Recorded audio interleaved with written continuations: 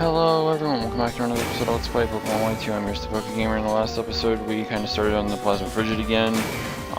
We basically deactivated all of the, the barriers, and now we get to take on Zinzolin yet again.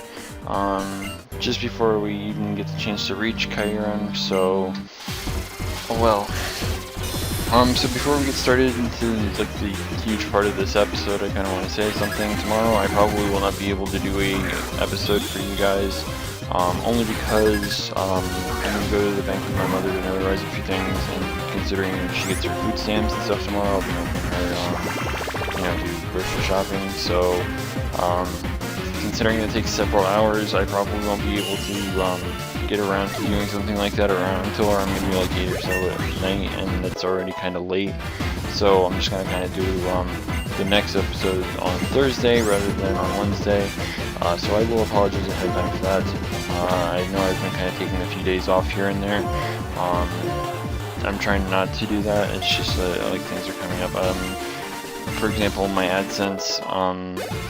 When it comes to my AdSense, I have my AdSense promised to a bank account that we don't even remember like the shit for, and there's currently even $100 is already sitting in there that I just will never see from like 2 years ago that I won't ever get. So I mean, there's that, and it's part of the reason why we're going to the bank, because I need to get a bank account, and there's a few other things that we need to do, of course, and then of course grocery shopping as well. So tomorrow's gonna be kind of a busy day. So again, like I said, I kind of want to just apologize ahead of time for it. But yeah. So this episode is going to be kind of a pain in the ass. We didn't get to do as much as I wanted to, and I really wanted to finish off the last bit that we will be doing. But thanks to the next fight that we're going to be doing, yeah, it's going to be a huge pain in the ass. Of course, thanks to that Weavile, we used up a lot of PP for things like close combat, as well as, Drain Punch, so, we'll have to restore our PP. But, yeah. So, I mean, there's also the fact that, now that we don't have Return on here anymore, we are going to replace the item Lucario has, which is the Silk Scarf, which boosts normal type moves. So we're going to be replacing that with leftovers. I was just going through the bag just to see if I had anything like the Fighting Plate or something like that. So I mean, there was that, and there's that, and there's also the fact that I think I switched up Espeon's item because I gave the Rocky Helmet to Skarmory. Skarmory is a good Pokemon to kind of give something like that too. If it takes a heavy hit, it has Sturdy to survive, and it also gets the Rocky Helmet damage off. It's an excellent defensive Pokemon to throw in against something that's going to hit you physically and get some damage off on them at the same time. So, I mean, it's always nice to have it. So there's the Rocky Helmet, and as you'll notice, there'll be the Amulet Coin, which we're going to end up moving to Espeon. Over the Bright Powder that it has. I'm going to probably give the Bright Powder to something else later down the line, probably Electros, but for the time being, it's just going to sit in the bag, because, and we can't really pass him until we beat the trainer that we have to beat next, which is over here on this warp panel. So, yeah, go ahead and just walk up through it, and guess who's here? Colorus is here, and he was asked by a quote-unquote acquaintance to help him with research. So, yeah, that's why he's here, I guess. I mean, I'm not entirely sure, how his whole backstory actually works out. I don't remember him being in the anime, or if he was, I never really watched it. All I know is at first, whenever you see him through the game, he's kind of a solo type of person, and then he's suddenly working for Plasma. By the way, I love his battle music. This music is absolutely amazing. He's also an annoying person to battle because he has not only Magneton but Magnezone, and they both carry Thunder Wave, which you're going to see momentarily, because I didn't want to close combat this thing knowing that it might have Sturdy. I'm not entirely sure what it has, but I didn't want to risk the Sturdy and then have a defensive drop and then just get destroyed, because, Also, you're going to see a rare occurrence in this game. I don't know if it's happened already once, but it's going to happen, I think, after the next turn, because he only has one full restore. So, I mean, there's that. But, I go ahead and try and go for the Drain Punch again. You know, maybe I got a low damage roll, I don't know. I was trying to force it down to Sturdy if it had Sturdy.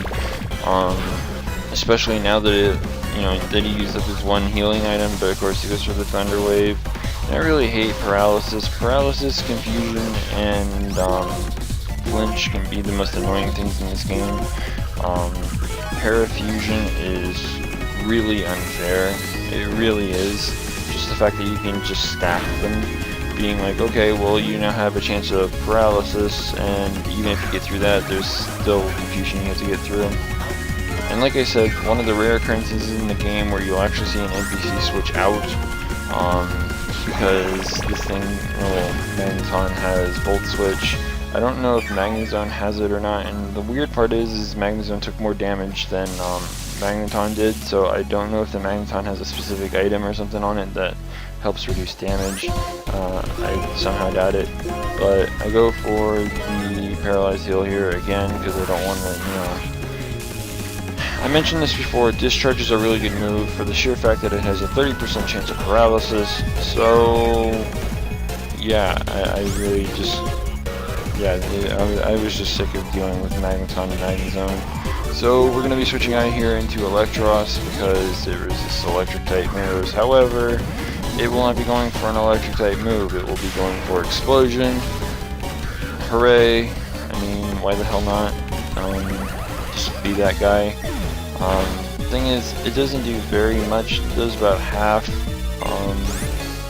so I mean, like, well, it's actually a little under, or a little under half, so it was off by like 9, so I mean, I guess I got lucky there, I don't know. I said screw it to like another Paralyze here, or Paralyzed Heal here, and I go for the Drain Punch, trying to get as much health off as I possibly can. I don't like sitting at 90 HP while also being paralyzed, and thankfully that Drain Punch brings me up to full health. So instead of going for another attacking move, I go for Paralyzed Heal here, knowing that for the most part everything that Klinklang has I can resist. So considering I'm fighting Steel type, of course he used, you know, the Gear Grind crap, so, or whatever that move was, I can't remember the actual name. All I know is it boosted stats, and of course it has boosted speed, so it's capable of outspeeding Lucario at this point, which is actually very surprising, but what can you really do? Not that it matters, I do have Drain Punch on this thing, and we have things that we can kill with it, so I mean, not too worried.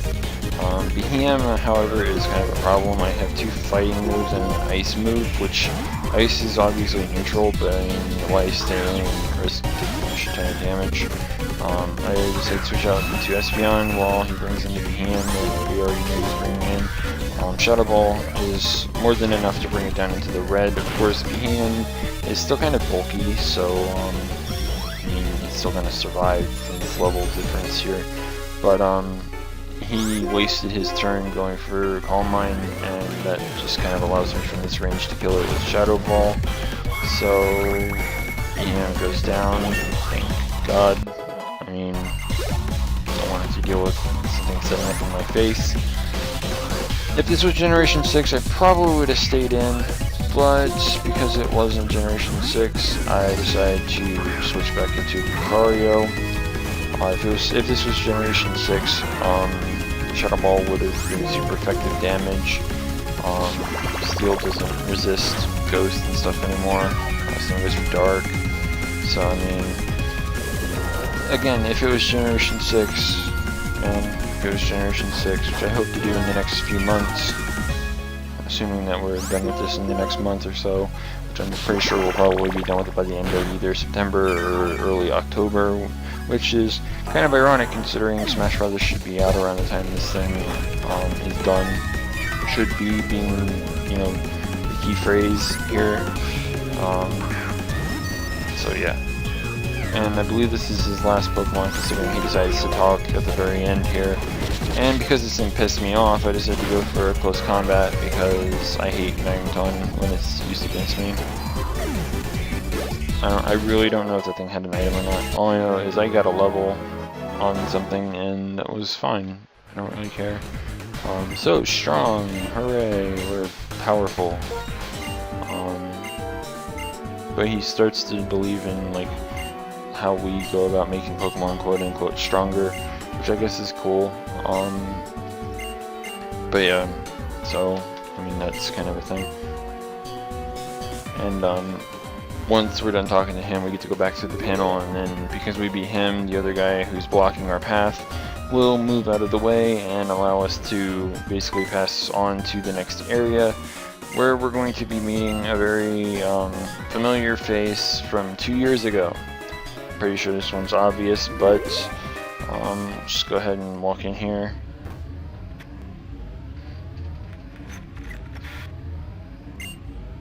And as you can see, Getsus is here, and his obvious outfit has changed a bit. I don't remember if he had an eye patch or whatever in like the first one. I don't think he did. If he did, whatever. I mean, he's retarded regardless.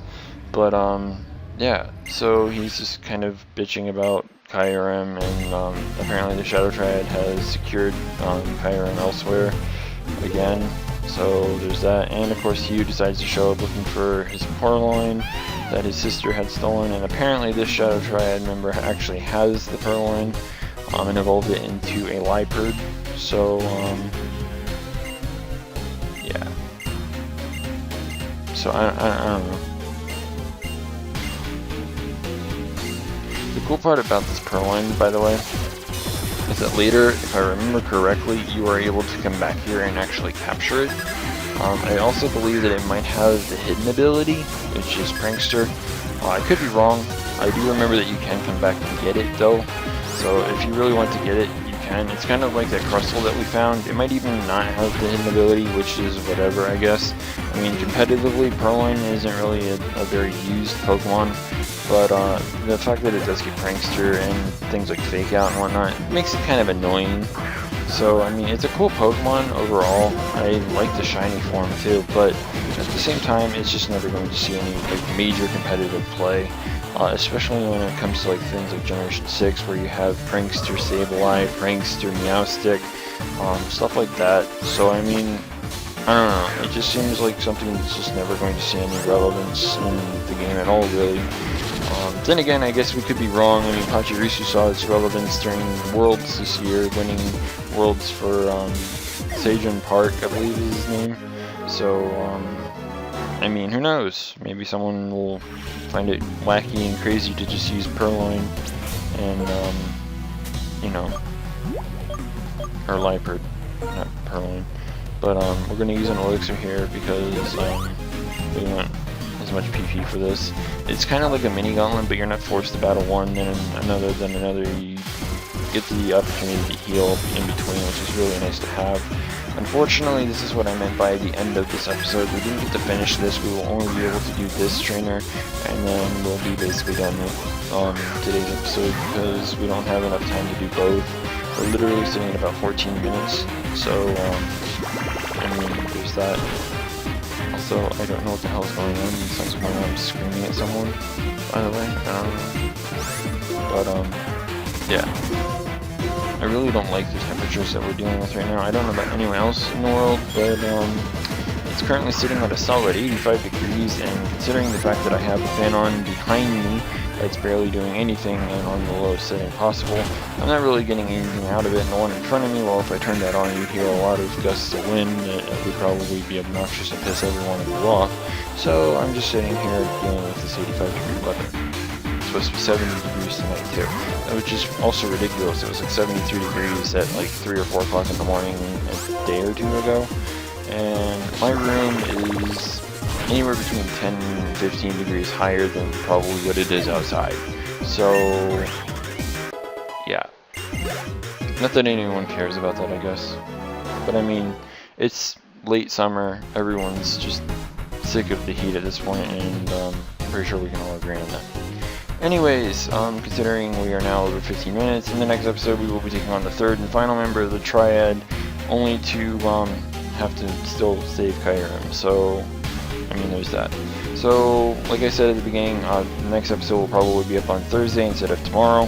So be sure to keep an eye out for that. If you haven't already, don't forget to rate, comment, subscribe, and until next time, this is the PokeGamer signing out.